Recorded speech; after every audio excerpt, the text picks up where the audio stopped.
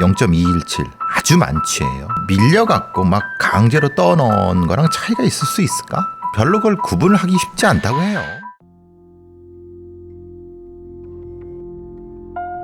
2013년 10월 28일 어둠이 내려앉은 밤 9시 46분경 평소 관광객과 주민들로 붐비는 여수 중앙동의 해양공원에도 점차 고요함이 찾아오고 있었습니다. 공원 앞으로 자리한 부둣가 역시 몇 척의 낚싯배 말고는 인적이 드물었던 시간, 그때 그곳을 지나던 한 낚시꾼. 평소에 밤낚시를 즐겨해서 그날도 낚싯대 챙겨서 혼자 조용히 부둣가에 자리 잡았어요. 거기가 낚시꾼들한테는 익숙한 곳이라. 근데 한참 낚시 중에 갑자기 바다 위로 뭔가 이상한 게 보이는 거예요. 어두운 바다 탓에 처음엔 떠밀려온 부표나 쓰레기라고 생각했던 남성. 그러나 가까이 다가가 불빛을 비춰보자 놀랍게도 그건 엎드린 채 떠있던 사람이었습니다. 놀란 마음으로 신고부터 한 목격자. 사체가 발견된 곳 바로 앞에 여수해양경찰서 중앙출장소가 있어서 사고가 접수된 지 10분도 되지 않아 여성은 빠르게 물 밖으로 꺼내졌습니다. 중년으로 보이는 여성이었고 재빨리 호흡부터 확인했지만 안타깝게도 이미 숨을 거둔 상태. 입과 코에 거품이 묻어 있었고 체온은 36.3도로 정상에 가까웠습니다. 물에 빠진 지 꽤 오래 지났다면 체온은 분명 더 낮았을 거예요. 그런데 체온이 36.3도였으니까 아마 이 근방에서 좀 전에 빠졌을 가능성이 높습니다. 짧으면 5분, 길어도 10분 이내입니다. 중요한 건 여성분이 바다에 빠지게 된 경위예요. 단순 사고인지 혹은 타살인지 확인이 필요합니다. 타살이 맞다면 아직 범인이 인근에 있을 수도 있는 상황. 하지만 여성의 몸에서 폭행 등의 외상이나 타살을 의심할 만한 눈에 띄는 흔적은 발견되지 않았습니다. 결국 부검을 진행한 경찰. 부검 결과 최종 사인은 익사로 판명났습니다. 기도와 폐내에서 백색 거품만 발견됐을 뿐 특별한 타살 의혹점은 나타나지 않은 것입니다. 대체 여성은 어떻게 그리고 왜 차디찬 바다에 떠내려 오게 된 것일까? 여성이 발견된 곳으로부터 서쪽으로 거슬러 올라가자 그녀가 떨어졌을 것으로 추정되는 선착장이 발견됐습니다. 선착장 앞 수심이 6m, 수면에서 지면까지 높이가 약 3m 정도 되는 곳입니다. 철제 난간 없이 바로 바다로 이어진 곳이에요. 그런데 그 여성분 사고 직전 술에 취해 있었더라고요. 체내 알코올 농도가 0.217%였습니다. 정황상 여성이 술에 취해 홀로 선착장을 따라 걷다가 실수로 바다에 빠졌을 수도, 반대로 누군가 술에 취한 그녀를 바다로 밀었을 수도 있는 상황. 경찰은 즉시 선착장 인근에 설치된 CCTV 5대를 확인했습니다. 불행히도 그중 3대의 CCTV가 작동이 되지 않는 불량이었습니다. 현장 증거 확보에 어려움이 생긴 경찰은 여성 주변의 인물을 탐문하며 수사 방향을 바꿨습니다. 그리고 만나게 된 여성의 남편. 그런데 남편이 사고 직전 자신이 아내를 만났었다고 진술했습니다. 하지만 아내가 사고가 난 사실은 몰랐다는 남편. 대체 어떻게 된 일일까? 경찰은 남편에 대해 조사를 하기 시작했고 그때부터 이 사건은 복잡하게 꼬여만 갔습니다.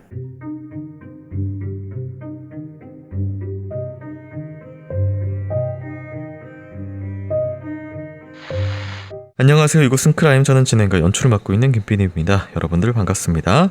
날카롭고 정확한 분석으로 대한민국의 정의를 세우고 계시는 배성훈 프로파일러님 모십니다. 예, 안녕하세요. 배성입니다. 반갑습니다. 네, 반갑습니다. 크라임은 내게 꼭 필요한 보험만 남겨주는 보험 솔루션 보험창터와 함께하고 있습니다. 네, 오늘 사건으로 한번 들어가 보도록 하겠습니다. 오늘 준비한 사건은 2013년 10월 여수에서 일어난 사건입니다. 사망한 여성은 47살 강하진 씨로 밝혀졌고요. 여수해양공원 부둣가에서 변사체로 발견이 됐습니다. 인근에 거주 중이셨던 분이시고요. 당시 이제 발견됐을 때 엎드려서 떠 있었다. 그리고 거품 같은 것도 있었고 체온이 정상 체온에서 큰 차이가 안 났었어요. 이런 부분들로 무엇을 알 수가 있을까요? 0.217 아주 많지예요. 이건 근데 밀려갖고 막 강제로 떠넣은 거랑 차이가 있을 수 있을까? 별로 그걸 구분을 하기 쉽지 않다고 해요. 네. 외상이 없다고 하면은. 근데 어차피 그 물에 빠진다는 것이 익사라고 하는 게 들어갔다 올라갔다 꼬르륵 몇 번 하다가 들어가는 거기 때문에 그래서 거품이란 게 생기는 거예요. 그러니까 코에. 그리고 36.3도면 0.2도 정도가 내려갔기 때문에 시간은 얼마 안 됐거든요. 0.1도 내려가는데 시간을 추정할 수 있기 때문에 30분, 40분, 50분 이 정도 되겠죠. 0.217%였다 혈중 알코올 농도가라고 했는데 지금 0.025가 기준이네요. 약간 감각이 떨어질 판단 안 된 거랑. 네. 운동신경이 마비되는 정도도 아니고 걸을 수는 있어요. 휘청휘청 걷는다는. 휘청휘청 걷고 판단력이 떨어져요. 감각이 떨어져. 그러니까 휘청휘청 올라가서 막 하다가 빠졌다.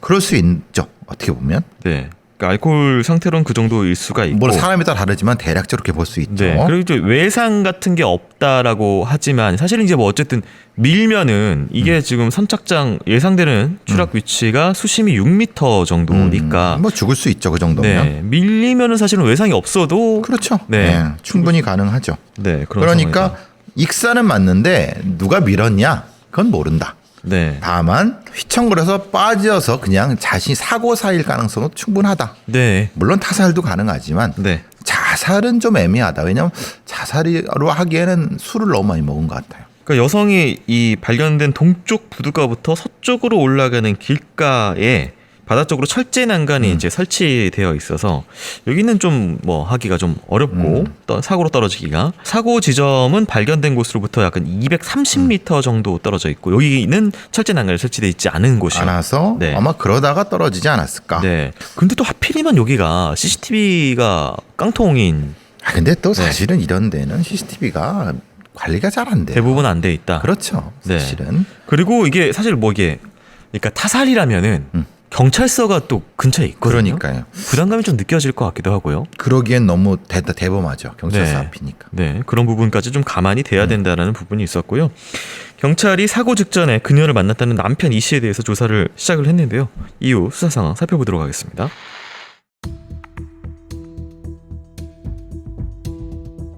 사고를 당했던 강하진 씨와 그녀의 남편 이 씨는 2010년 4월 22일 혼인신고를 한 신혼부부였습니다.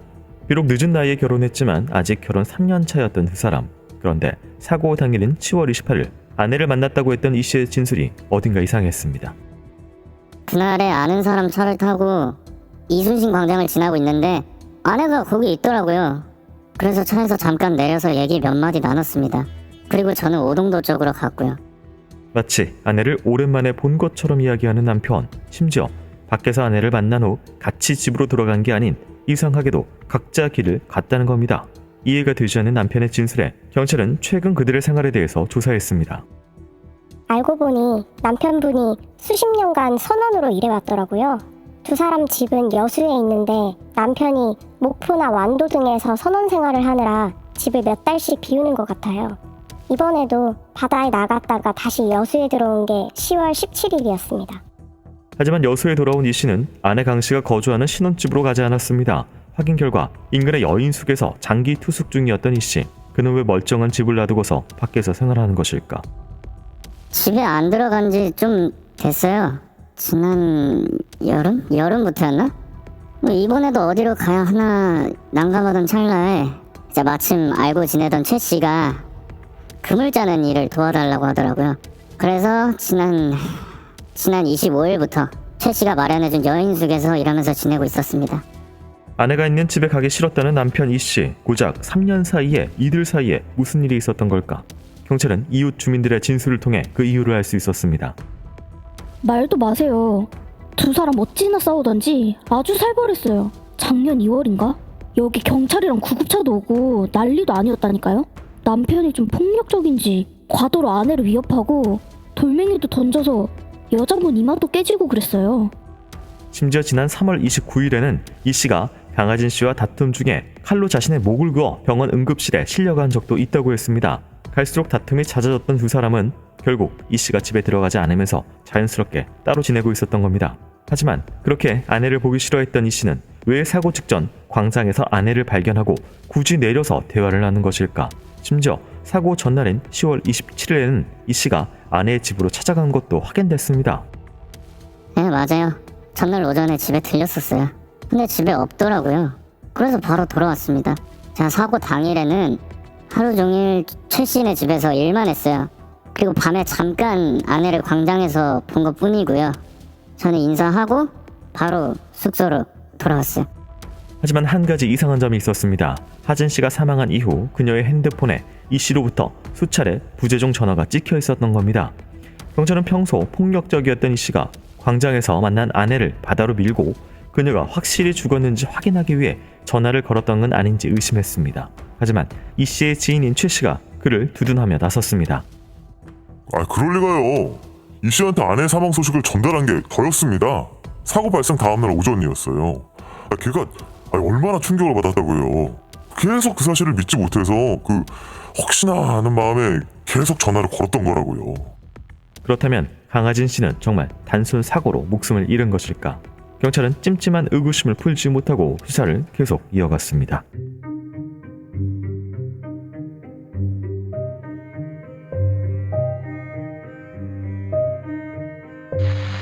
네, 결혼한 지는 얼마 안 된 신혼부부이긴 하지만 사이가 굉장히 안 좋았다라는 주변인들의 진술과 뭐 병원에 실려간 기록까지 나타났었는데요. 직업이 좀 애매해요. 네. 선원이에요. 네. 선원은 어차피 오랫동안 바깥에 나가 있잖아요. 그러니까 여자 입장에서 그렇게 자주 안 오는 남편을 굳이 늦은 나이에 47, 40대 중반에 할 이유가 있었을까? 그렇죠. 네. 그러니까 이게 사실은 결혼 생활 자체는 안 된 거고 그런 면에서는 싸움을 하게 되면 폭력적으로 했겠죠. 이게 사실은 살인의 이유가 되긴 좀 애매해요. 왜냐하면 이것은 결과지. 네. 그것 때문에 살인한다는 건 좀 애매해요. 죽일 이유는 뭐예요? 헤어지면 되잖아. 그러니까 이게 직전 상황들에 대해서도 그래서 이걸 경찰이 의구심을 갖는 게 뭐 따로 그럼 안 좋아 폭력적이게 따로 지내 그럼 계속 따로 지냈어야지 왜 직전에 또 아내를 찾아가고 왜 내려가지고 대화를 나눈 하필 그때 또 아내는 그러니까. 사망을 했냐. 그런데 이제 어쨌든 뭐 우연이든 뭐든 광장에서 만날 수는 있죠. 네. 그냥 지나치긴 좀 애매하잖아요.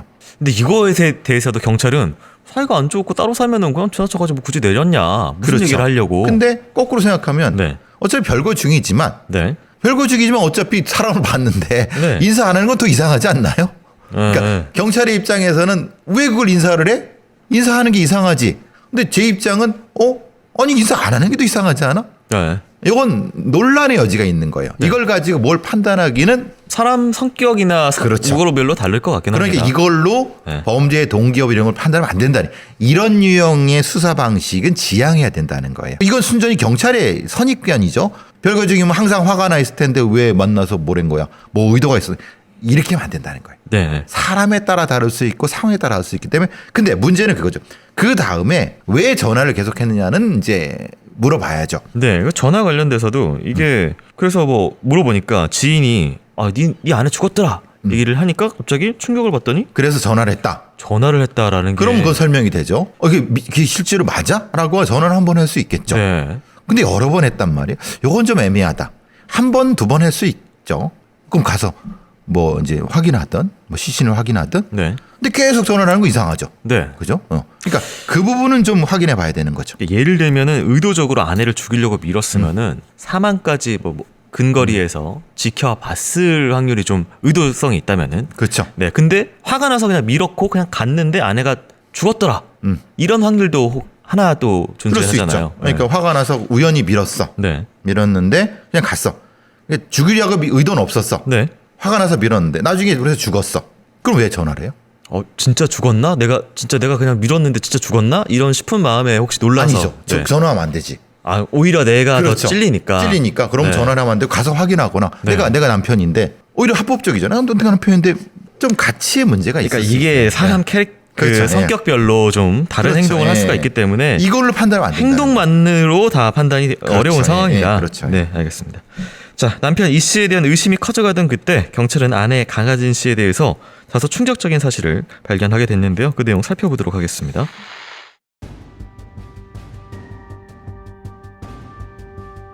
아내 강 씨는 밤늦은 시간에 왜 집에 있지 않고 광장에 나와 있었던 걸까? 그녀에 대해 조사해 가던 경찰은 뜻밖의 사실을 알게 됐습니다. 그녀가 지난 10월 4일부터 23일까지 약 3주 동안을 순천교도소 노역장에 유치되어 있었던 겁니다. 사유는 이전에 있던 벌금을 해결하지 못한 것으로 드러났습니다. 노력한 거 알고 있었습니다. 평소에 술을 그렇게 마시니까 돈이 없죠. 맨날 남자들하고 어울려 다니면서 막 술 마시러 다니고 그뿐인 줄 아세요? 제가 바다 나가 있느라 몇 달씩 집을 비우면은 이제 집에 다른 남자 데려와가지고 뭐 술 먹고 심지어 성관계까지 했다니까요. 제가 괜히 집에 안 들어간 게 아니에요. 심지어 이 씨는 사고 당일에 이순신 광장에서 그녀를 만났을 때도 그녀는 다른 남성과 술을 마시고 있었다고 했습니다. 심지어 부검 결과 그녀의 혈중 알코올 농도가 높게 나타난 것으로 봐 남편 이 씨의 주장이 사실일 수도 있는 상황. 술 취한 강 씨의 실족사나 같이 술을 마신 남성에 대한 조사가 필요해 보였습니다. 조금씩 수사의 방향이 바뀌고 있던 그때 생뚱맞게도 사건이 새로운 국면을 맞이하게 됐습니다. 남편 이 씨가 갑자기 자백을 한 겁니다. 이 씨가 갑자기 찾아와서 제가 아내를 바다로 밀었습니다. 그러더라고요. 왜 그랬냐 물어보니까 아내와 다시 잘 살고 싶었다 그래요. 들어보니 이번에 제대로 화해하고 잘 살아보고 싶었던 것 같았습니다. 남편은 28일 저녁 7시 30분경 아내가 이순신 광장 부근에서 술을 마시고 있을 것이라고 생각해서 그곳으로 향했다고 했습니다. 그리고 술에 취해 있는 아내를 발견한 이 씨. 9시 40분경 이 씨는 아내를 광장 앞 선착장 부근으로 데려갔습니다. 그리고 먼저 화해의 손길을 내밀었다고 했습니다. 그러나 아내로부터 돌아온 대답은 차가웠다고 했습니다. 네가 나를 아냐? 네가 나를 돈 벌어줬냐? 돈도 쥐뿔도 없으면서 너랑 못 살겠으니까 차라리 밀어 죽여라. 그래야 너도 새 장가 갈 거 아니야. 그러면서 뺨을 때리더라고요. 잘해보려 했던 게 바보 같고 쌓였던 불만이 터져가지고 그만 저도 모르게 바다로 밀었습니다. 죄송합니다. 의심을 받던 남편의 자백이 나오자 경찰은 살인죄를 적용해 검찰로 송치했습니다. 이후 검찰 조사에서도 자신의 죄를 자백해온 이 씨. 그런데 문제는 검찰 조사 이후에 터졌습니다. 2차 조사를 마치고 조서에 열람할 때였어요. 갑자기 이 씨가 진술을 번복하더라고요. 자기는 그날 이순신 광장 근처에도 가지 않았고 아내를 만난 적도 없다면서 억울하다 그러는데 진짜 황당했죠. 이제 와서 이게 뭐 하는 건가 싶고. 자백한 진술을 갑자기 바꾼 남편 이 씨. 모두가 혼란스러워하던 그때 이 씨의 번복 진술에 힘을 실어줄 2명의 증인이 나타났습니다. 이 씨에게 이를 부탁했던 지인 최 씨와 그가 머물던 여인숙의 주인이었습니다. 사고 당일인 10월 28일 저녁 7시 반부터 9시까지 이 씨는 저희 집 근처 술집에서 저랑 같이 술을 마셨습니다. 광장에 간 적은 없어요. 제가 매일 밤 8시부터 9시경 방을 뚫면서 장기 투숙객 귀가 상황을 확인하거든요. 근데 그분은 그때 항상 방에 있었어요. 외박한 적도 없고요. 즉 이 씨는 저녁 8시까지 최 씨의 집 근처 술집에서 함께 술을 마시고 9시엔 숙소에 들어가 쭉 그곳에 머물렀다는 알리바이가 확인되는 것입니다. 그렇다면 대체 왜 이 씨는 간 적도 없는 이순신 광장에 갔다고 진술해온 것일까? 사건이 난항을 겪고 있던 그때 CCTV에 새로운 단서가 발견됐습니다.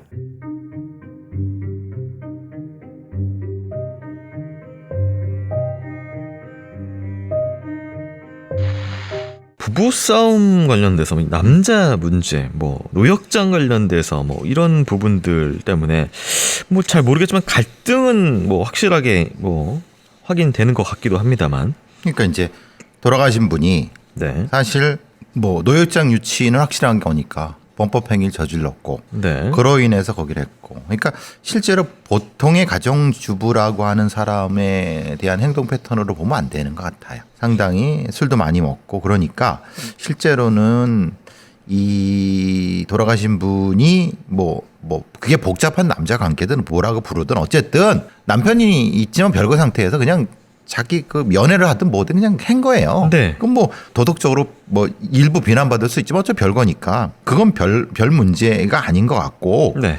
그러니까 그런 면에서 문제는 이제 이 돌아가신 분이 양극성 장애, 정동 장애 또는 우울증 치료를 받은 건 맞아요. 7년 정도. 그러면은 남편과 싸움도 맞았다. 근데 왜 결혼했느냐? 그것도 이해하겠다. 그냥 욱해서 그게 결혼했을 수 있는 것 같아요. 그러니까 이 일명 정동장애, 그러니까 조울 같은 게 있으면은 그래서 그런 것 같아요. 기분때에 따라서 행동을 할 수가 있는데 강 씨는 그러기 때문에 결혼을 했을 수도 있다. 그렇죠. 근데 사실 책임 못 질 행동을 한 거죠. 네. 그리고 똑같이 어차피 어디서 만났는지는 모르겠지만은 남편도 그렇게 만나서 그냥 결혼을 했는데 어쨌든 결혼 생활 안 되고 싸우고 그래서 대충 상황은 이해가 돼요. 근데 이게 양쪽에 동기가 양쪽으로 다 이해가 되는 게 그런 정동장애 책임지지 못할 결혼 생활 이런 것 때문에 술 먹다가 실수 혹은 어떤 선택 이쪽에 논리도 되고 그렇게 갈등이 심했으니까 남편이 하다가 또 죽였지라는 것도 좀 되고. 그러니까요. 네. 그냥 의도를 가지고 죽인 게 아니라 화가 나서 밀었을 수는 있는 거죠. 또 대화 그렇죠. 중에도 또 욱해서 아내가 했을 테니까. 그러고 그래서 이제 자백을 했을 수 있는 거죠. 네. 근데 이 자백 내용이 좀 구체적인 부분이 있거든요. 시간, 뭐 어디로 이동해서 어떻게 가고 막 이런 부분이 있어서. 근데 나중에- 문제는 네. 근데 그 알리바이가 엉뚱하게 깨진 거잖아요. 네, 지인하고 네. 여인숙 주인 관련된 이야기였습니다. 예. 그러면은 실제로는 주변에 있는 그 여인숙 주인하고 지인의 그 사람은 사실은 이해관계자가 아니니까. 지인까지는 이해관계자일 수도 있지만 여인숙 그렇죠. 주인은 그렇죠. 사실은 네. 그러면은 실제로는 이거는 그걸 가지고 사건을 진행해야 되지 않을까라는 생각했는데 이 당사자가 계속 진술을 바꾸고 있어서 이게 참 이런 경우가 참 난감하죠. 자, 이 씨의 돌발적인 행동, 진술 번복에 혼란스러워진 상황인데요. 사건 다시 원점으로 돌아갑니다. 대체 이 씨의 의도는 무엇이고 사건의 진실은 무엇인지 확인해 보도록 하겠습니다.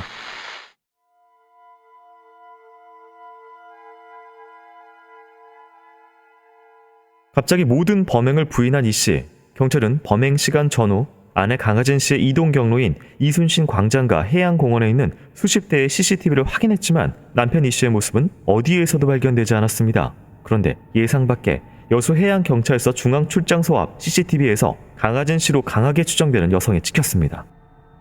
이순신 광장 앞 선착장에서 떨어진 시간이 9시 40분경. 경찰서가 있는 해양공원 부둣가로 떠내려와서 발견된 게 46분경이거든요. 그런데 10분 전인 9시 30분에 경찰서 CCTV에 하진 씨가 찍힌 겁니다. 술에 취해 혼자 선착장 쪽으로 걸어 올라가는 모습이었어요. 이 씨의 자백대로 그가 아내를 이순신 광장에서 만나 범행 장소인 선착장까지 데려갔다면 어떡하든 출장소 CCTV에 이 씨가 찍혀 있어야 했지만 이번에도 그의 모습은 전혀 나타나지 않았습니다. 이 씨는 정말 사건 당일 이순신 광장에 간 적도 아내 하진 씨를 만난 적도 없었던 걸까? 하지만 대체 그가 왜 거짓 진술을 했는지 이해가 되지 않는 상황. 그는 세 번째 검찰 피의자 신문에서도 무죄를 주장했습니다. 그런데 네 번째 신문이 열리자 그의 태도가 또다시 바뀌었습니다. 사고 당일에 아내 집에 찾아갔었어요. 그런데 또 없더라고요. 그래서 이순신 광장으로 갔고 아내를 만나 선착장으로 가서 바다에 밀어서 빠뜨렸습니다. 이유는 전에 말한 대로입니다. 제가 아내를 죽였습니다. 분명 첫 자백 당시 사고 당일 오전에는 지인 최 씨의 집에서 일을 했다고 진술했던 이 씨. 그러나 이번에는 오전에 아내를 만나러 갔다고 진술을 또다시 번복했습니다. 진술의 신빙성이 의심되는 상황 속에서도 결국 이 씨의 자백을 토대로 제1의 공판이 열렸습니다. 그리고 다시 범행을 자백하게 된 경위에 대해서 묻자 그때는 정신이 좀 안 좋았던 것 같습니다. 머리가 안 돌아서 아무 생각이 안 나서 그랬던 것 같습니다. 사실 남편 이 씨는 IQ가 60 정도로 경도에 정신지체가 있었습니다. 그는 초등학교를 채 마치지 못한 채 선원으로 오랫동안 생활해 현재 자신의 이름 정도만 간신히 쓸 수 있을 뿐 글을 읽거나 쓰는 것도 어려워했던 겁니다. 그런 그가 어떻게 무려 5번이나 진술을 번복하면서 수사에 혼란을 줘왔던 걸까? 수사에 혼선을 지르는 의도가 있었다고 보기는 어려워 보입니다. 최초 참고인 조사를 받을 때 진술에는 분명 범행을 부인했어요. 그런데 이후 경찰관의 거듭된 추궁이 있었던 것으로 보입니다. 그때 첫 자백이 나왔어요. 당시 경찰관은 이 씨가 아내를 살해했음을 전제로 그를 추궁했고 자백을 받아냈습니다. 가장 처음 이 씨의 진술은 이랬습니다. 저녁 7시 30분경 아내가 남자들과 이순신 광장에서 술 마시는 모습을 보았고 남자들이 돌아갈 때까지 기다렸다가 이야기하기 위해 아내에게 다가갔습니다. 함께 9시 40분쯤 선착장으로 갔고 같이 살자고 이야기했으나 싫다고 하여 곧 헤어졌습니다.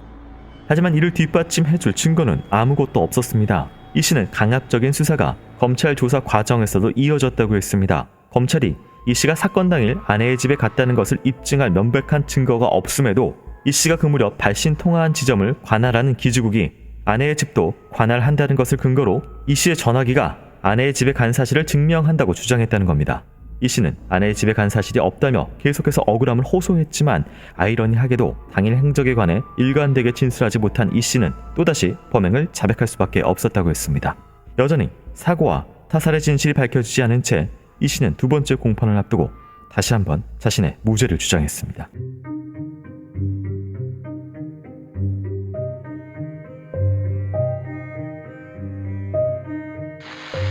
네, CCTV가 이제 당시에 이순신 광장이랑 이 선착장 주변에 여러 개가 있었는데, 뭐 결국은 어쨌든 필수적으로 마지막에 찍고 지나가야 될 코스인 중앙파출소 출장소 앞에는 혼자 물론 이것도 이제 강씨로 의심되는 사람이었고 뭐 그녀인지 특정되진 않았지만 여자 혼자 의심되는 여자 혼자 그 시간에 가고 있더라. 이 정도거든요. 만약에 CCTV가 없었다고 하면은 이 사람은 100% 범인이 되는 거예요. 남편이요. 네. 네. 왜? 아니 계속 자백과 무죄를 번복하잖아요. 네. 뭐가 문제냐면은 이 말한 정신지체, 심신미약인 사람을 그냥 조사하는 게 문제예요. 즉 흔히 말하는 진술보조인, 즉 성인이라도 이 정도면 진술보조인이 필요하거든요. 네. 근데 경계예요. 60이면은 자기 이름밖에 못 쓰는 그런 사람이에요. 그러니까 쉽게 가스라이팅이 돼요. 얼마나 경찰이나 검사애들이 이걸 하니까 압박하면 자백하고 또 나와 보면 아닌 것 같으니까 또 번복하고. 네. 이게 참 이 사건의 핵심은 그거예요.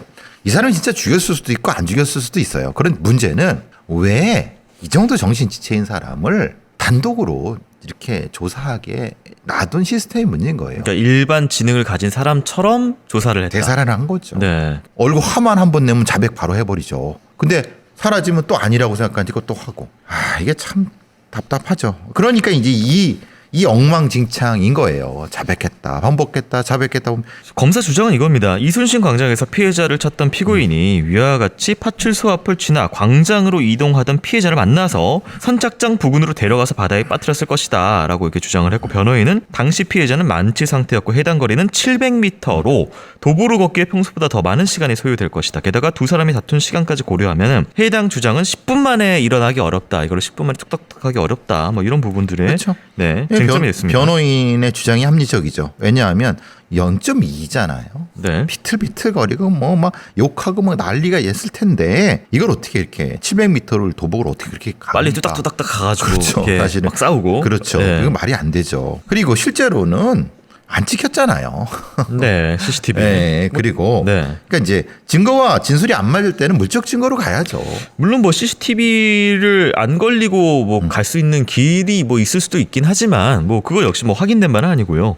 그리고 이제 최초에 이 씨의 진술하고 물적 증거가 안 맞는 부분이 좀 쟁점이 돼 있었고요. 그렇죠. 그러면은 네. 최초의 진술을 받을 때는 어떻게 받았느냐를 확인해야죠. 네, 내용은 이겁니다. 이순신 광장에서 아내를 받고 선착장에 가서 대화를 했고 나는 오동도 쪽, 숙소 쪽으로 갔다라는 진술 내용이지만 이 모든 이동 경로에도 그 방향으로 그 순서대로 이동된 건 없었다 이겁니다. 근데 그거를 그 진술하는 걸 녹화를 했어야 되는 거예요. 네. 이게 진짜 압박을 안 한 건지 그냥 이 사람이 그냥 자기 말대로 두수술 한 건지 네. 저는 사실 그렇게 해서 보지 않아요. 2013년인데 이거 진술 녹화실에서 녹화를 안 하는. 아니 녹화를 안 할 수 있죠. 그런데 네. 문제는 이 사람이 상태가 이상하잖아요. 네. 그럼 진술 녹화를 해야죠. 너무 안이하게 본 거예요. 그냥 자백만 받으면 되겠지라고. 근데 조사하다 보면 이상을 느끼면은 사실은 그 위에다가 얘기를 하면서 이게 좀 이상하다 그걸 했어야 되는 거죠. 네, 그래서 어쨌든 재판이 진행이 되는데요. 재판 결과 살펴보기 전에요. 전하는 말씀 듣고 오도록 하겠습니다.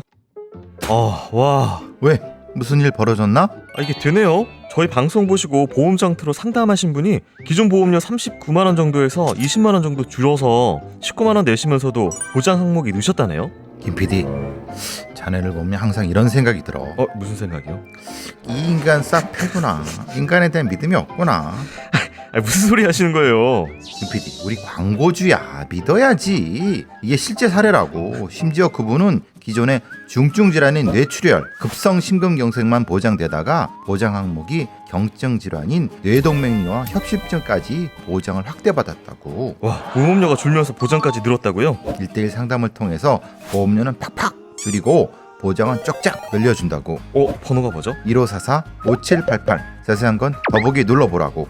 더보기 눌러서 보험장터 링크 클릭하거나 카톡 아이디 JK6003 검색해도 되는군요. 근데 진짜 이렇게 믿음이 부족한 자네는 역시 쇼핑. 믿는다고요. 광고주님 믿는다고요. 미래를 위한 안전장치 보험장터. 보험은 보험 전문가와 상의해보세요. 네, 재판이요. 이 살인죄에 관련된 거 하고요. 별건으로 피고가 피해자 또 여기서 술값을 낼 것처럼 하고 이제 그냥 먹고 간 게 있어서 이게 벌금형이 하나 무전 나온. 취식 같은 네, 거죠. 벌금 100만 원 나온 게 하나 있는데 이건 뭐 같이 들어 있어서. 네, 이건 의미가 없고. 네, 빼고 이제 살인죄 관련돼서요. 첫 번째, 피고인의 자백은 여러 차례 번복되는 등 일관성이 없고 CCTV 영상 등 객관적인 정황과도 일치하지 않는다. 두 번째, 자백의 경위나 피고인의 지적 수준에 비추어서 피고인이 수사기관에 계속되는 추궁에 겁을 먹거나 자포자기의 심정으로 허위 자백을 했을 가능성을 배제할 수 없다. 세 번째, 피해자는 과거 여러 차례 우울증으로 치료받은 적이 있고 이 사건 당시 만취 상태였으며 피해자가 바다에 빠져서 자살하거나 비틀거리다가 실족사하였을 가능성도 없지 않다. 이걸 종합해서 무죄를 선고했습니다. 2차 공판 당시에 이 씨가 동료 재소자의 도움으로 제출한 서면의 내용이 있었는데요. 경찰에서 조사받을 때에도 자꾸 거짓말하면 평생 구도에서 못 나올 거다 라고 협박을 당했다. 지금까지 40여 년을 살면서 파출소 한 번 가본 적이 없던 저는 그 당시에 경찰들의 태도가 너무 무서워서 그곳을 빨리 벗어나고 싶어서 경찰들이 읽어주는 대로 맞다고 하면서 지장을 찍었다. 이런 이제 내용이 있습니다. 이게 분명히 정신지체에 있는 장애인이면은 네. 진술보조인을 분명히 불렀어야 돼요. 그러면은 경찰들도 고생하지 않고 검찰도 고생하지 않고 또 판사도 고생하지 않죠. 근데 이렇게 하다 보니까 CCTV 확인해야지 뭐 확인해야 물론 당연히 해야 될 거지만은 순서가 잘못된 거죠. 순서가 그러면 이 사람의 진술이 좀 이상하다. 지적 상태가 이상하다. 그러면 이걸 빼고 저기 물적 증거 중심으로 일단 하고 거기에 맞춰서 갔어야 되는데 그냥 급하니까 자백을 받으려고 하고 자백했잖아. 거기에 물적 증거를 맞춰. 그러니까 이제 문제가 생긴 거죠. 근데 판사가 아무리 봐도 이건 이상하죠. 생각해 보세요. 아니 CCTV 없잖아요. 그리고 딱 봐도 이상한데 그걸 그대로 그냥 야유 이러면 안 되죠. 자백을 받는 것도 아니고 이건 사실 너 거짓말하면 교도소에서 평생 못 나온다는 협박 아닙니까? 네. 근데 물론 네. 경찰의 입장에서는 그렇게 으르고 달래고 막 이렇게 그렇게 했다. 네. 뭐 보통 이 정도는 하지 않느냐라고 네. 합니다. 근데 그것도 상대를 봐서 해야지. 그러니까 일반적인 지능한테는 이게 뭐 기법이지만 IQ 60짜리한테는 이거는 그냥 되게 겁박 같은 그렇죠. 느낌이 들 것 같아서 그렇죠. 네, 아까 말씀하신 대로 그렇죠. 이 용의자의 상태에 따라서 조사는 그럼요. 달리 가야 된다. 지금은 이렇게 안 합니다. 지금 이렇게 했다가 징계받습니다. 당연히 상태에 따라서 진술보조인이나 그걸 합니다. 11년 전 사건입니다. 그럼요. 네. 지금 많이 바뀌었습니다. 아이고 참.